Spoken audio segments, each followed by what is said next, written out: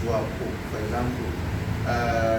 Because you have knowledge of that after Z we can have W here. Instead of you writing ZUW, you write ZW instead. Some people will write Zuapo, ZUW, which is wrong. The orthography says you have ZW, not ZUW. But when you are writing a word like,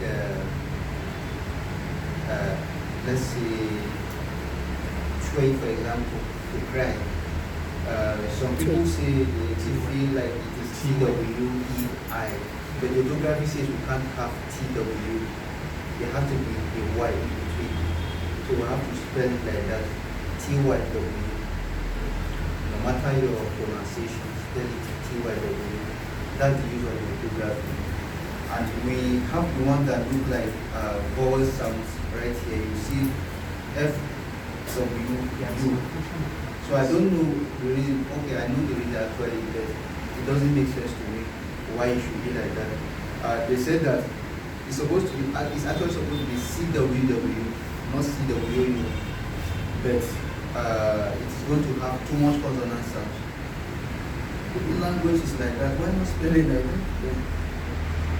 But well, in their wisdom, they chose to reduce the last W to U.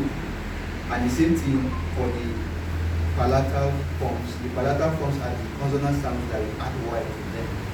So if you make it longer, like here, so I think it's ZI, it has like a Z inside.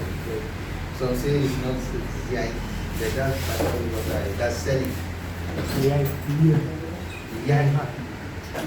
not ZI, not sell, selling. ZI.